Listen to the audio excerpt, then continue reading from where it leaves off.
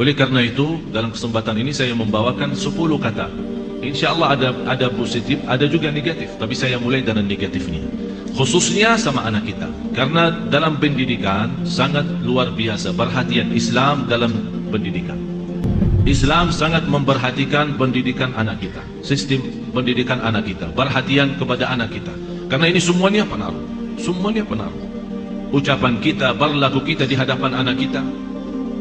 10 kata yang merusakkan perasaan dan hati anak kita. Yang pertama,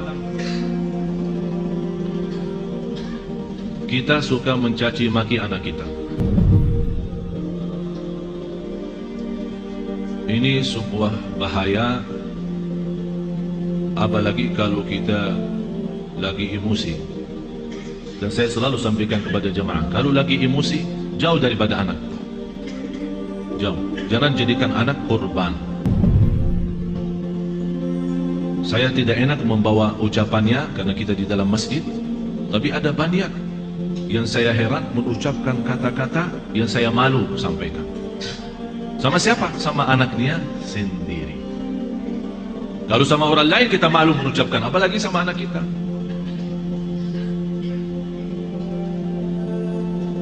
Jadi salah satu kata yang pertama dari 10 adalah caci maki. Yang kedua, kita menghina anak kita. Bagaimana menghina anak kita? Ya di depan kawan-kawannya. Kalau dia bersama kawan-kawannya di dalam kelas atau di sekolah, kita datang jemput atau hantar, tapi kita suka menghina anak kita di hadapan mereka.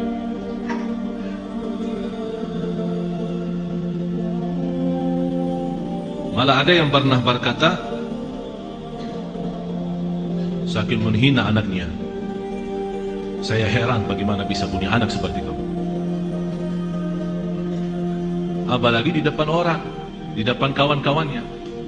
Bisa di saat itu anak kita tidak nangis, tapi sudah mati rasa. Sudah mati rasa. Akhirnya menjadi hati kecil. Susah kita bina untuk menjadi anak saleh salihah karena kita sudah hancur duluan. Sudah kita hancurkan duluan. Itu yang saya selalu sampaikan. Itulah namanya durhaka orang tua kepada anak sebelum anak durhaka kepada orang tua. Atau kalau dia punya saudara banyak, jangan menghina.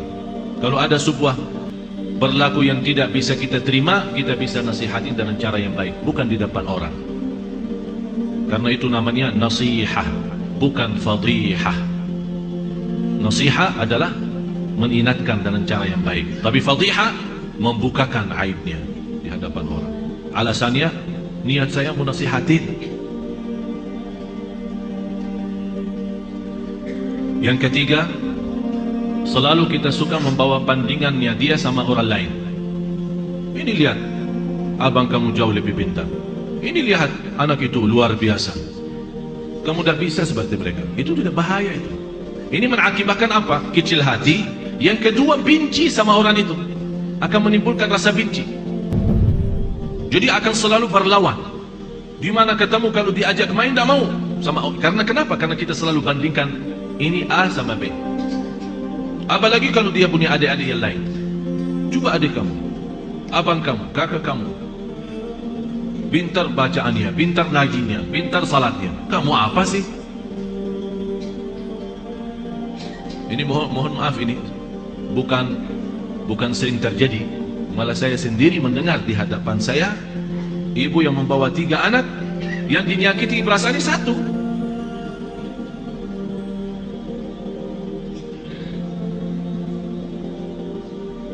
Bahaya lidah itu. Bahaya. Jadi jangan kita membandingkan anak sama orang lain. Mohon maaf, kita yang dewasa aja, kalau ada orang membandingkan kita sama orang lain, kita tersinggung. Apalagi anak kita. Kita ada yang dewasa yang sudah paham, mengerti, bisa mengerti maksudnya orang, bisa mengerti tujuannya orang, kita bisa tersinggung. Apalagi anak kita.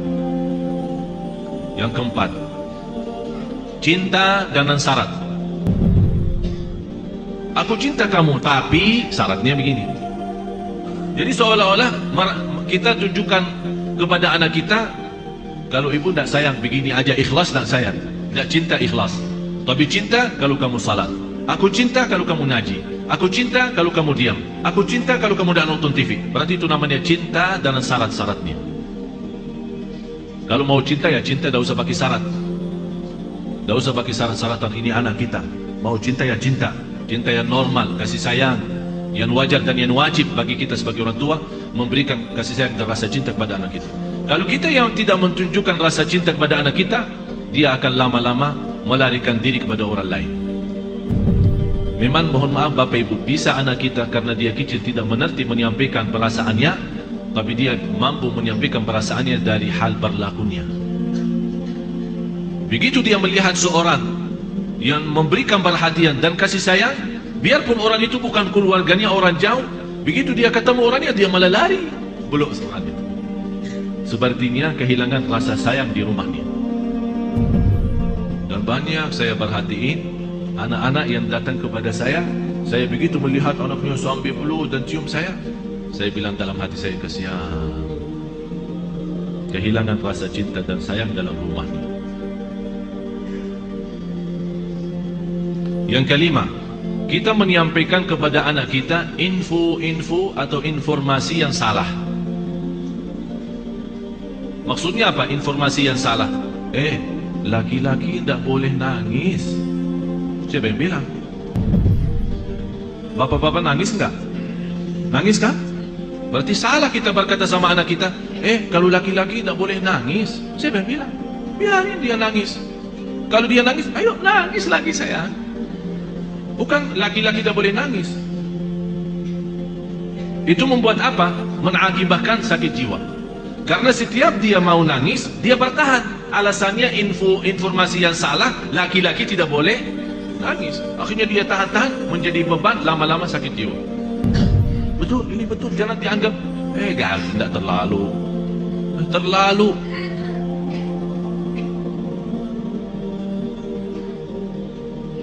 Yang keenam, ini yang lebih bahaya.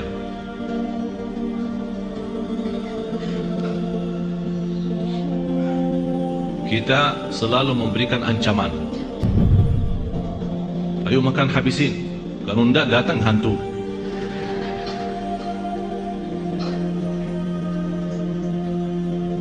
Mau tidur enggak? Kalau kamu tidak tidur, nanti datang hantu temenin. Ini selalu kita, niat kita apa? Niat kita supaya dia cepat tidur. Tapi mengakibatkan dalam perasaannya banyak hal yang tidak bagus. Padahal anak kita dari sisi psikologi jiwa dan akal, dari usia 2 tahun sampai 6 tahun dia mampu menguasai 7 bahasa. Ini bukan sembarangan. Ini ada orang keahlian psikologi akal dan jiwa membuktikan anak dari usia 2 tahun sampai 7 tahun kalau diberikan perhatian sepenuhnya, dia mampu dari sisi psikologi akal dan jiwa mampu menguasai 7 bahasa. Bahasa kita, bahasa daerah, bahasa Arab, bahasa Inggris, terserah. 7 bahasa. Tapi kenapa kita sia-siakan kesempatan ini yang masih luar biasa? Kenapa kita siakan? Yang ketujuh, kita selalu melarang anak kita berlaku sesuatu tapi tanpa sebab. Artinya tanpa menjelaskan kenapa. Tidak boleh ini. Dia minta sesuatu, tidak ada. Saya mau ke sana, tidak boleh. Saya tidak ada, diam sini. Jadi kita suka larang, tidak boleh, tidak ada, tidak bisa, tapi kita tambah menjelasin sebabnya. Kalau Anda mau melarang, tolong jelasin sebabnya. Tidak boleh nonton TV kalau sudah malam, karena nanti mengganggu matamu. Ini ada alasan kenapa kita larang. Kalau makan sampai habiskan makanannya, karena di dalam makanan ada barakah. Kita tidak tahu di barakahnya yang di mana.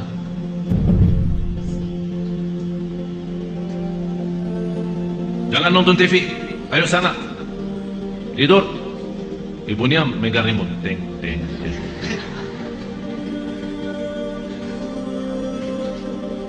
Anak kita bisa pendiam ya. Mungkin ada di antara anak ibu-ibu yang suka lawan.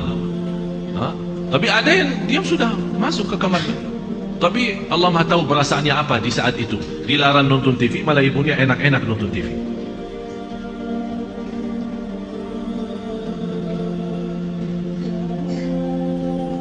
Banyak hal bapak ibu yang perlu kita perbaiki. Banyak. Lalu kita memang ingin bukan hanya doa mengharapkan anak saleh salihah, tapi ada contoh baik, ucapan yang baik. Yang kedelapan,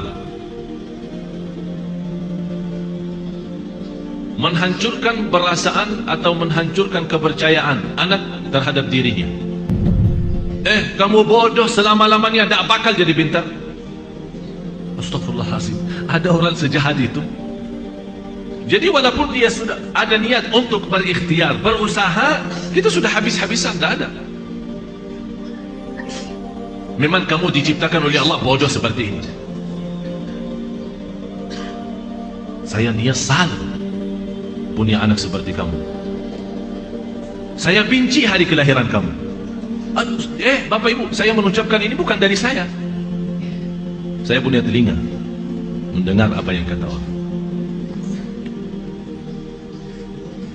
Masa saya benci hari kelahiranku, hari kelahiran kamu? Jadi seolah-olah mengikatkan hari kelahiran anak kita hari misal Sabtu. Jadi saya benci Sabtu gara-gara kamu. Ya Allah, ini sudah betul-betul menghancurkan total anak kita. Yang kesembilan, kita berdoa terhadap anak kita doa yang buruk. Saking kesal perasaan kita sama anak kita, dan dia keluar dari rumah tanpa minta izin dan ridha kita, langsung kita, mudah-mudahan kamu celaka. Rasulullah sallallahu alaihi wasallam melarang orang tua mendoakan anaknya buruk.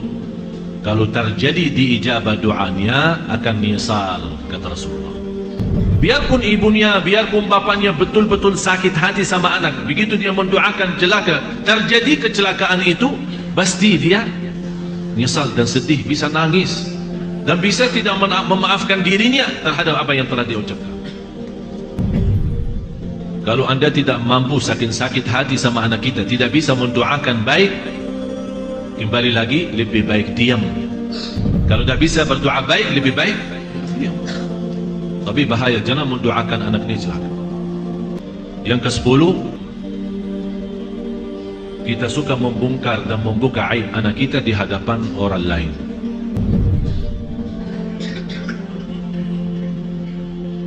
Ini anakku dah ada malunya, kalau tidur suka kencing di atas tempat tidurnya. Suka buang air di tempat tidur. Capek aku setiap hari bersihin tempat tidurnya karena bekas kencingnya. Ini kan dicerita sama kawan-kawannya di sekolah. Apa yang akan terjadi? Kawan-kawannya apa? Senang atau gimana? Kesempatan kan? Setiap dia tanda